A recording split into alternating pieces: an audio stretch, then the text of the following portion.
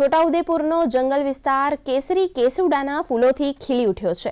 સામાન્ય રીતે કેસુડાના ફૂલ ખીલે એટલે હોળીનો પર્વ નજીક આવી ગયો છે તેવું મનાય છે। હાલ તો કેસુડાના ફૂલો ખીલતા છોટાઉદેપુરના જનજાતીય સમાજના લોકો હોળીના પર્વની તૈયારીમાં જોતરાઈ ગયા છે। પરંતુ છેલ્લા ઘણા વર્ષોથી કેસુડાના ફૂલો 1-2 મહિના અગાઉ જ ખીલી રહ્યા છે। આમ ફૂલોની ઋતુ પૂર્વે જ ફૂલોનું આગમન થતા લોકો આશ્ચર્ય પામી રહ્યા છે। તો બીજી તરફ જાણકારો 1-2 મહિના અગાઉ આવતા ફૂલો પાછળ ગ્લોબલ વોર્મિંગ જવાબદાર હોવાનું જણાવી રહ્યા છે।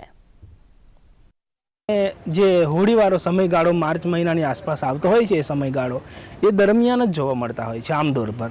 કદાચ પહેલું મંતવ્ય આપણું એવું અને નિરાકરણનું જે શું છે અનુકરણ કે અનુસરણ છે એના પર કે કયા કારણે હોઈ શકે છે, તો એક વિચાર આપણને આવે કે ગ્લોબલ વોર્મિંગને કારણે કદાચ આ પરિસ્થિતિ ઊભી થઈ હોઈ શકે છે।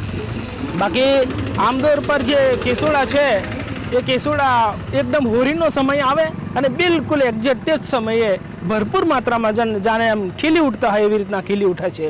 પણ હજી અહીંયા હમણાં ફેબ્રુઆરી ચાલી રહ્યો છે, આવનાર હજી માર્ચ કાપવાનો છે, ત્યારે આ વહેલી અસર એટલા માટે ગ્લોબલ વોર્મિંગની અસર આપણે ચોક્કસપણે કહી શકીએ તેમ છીએ।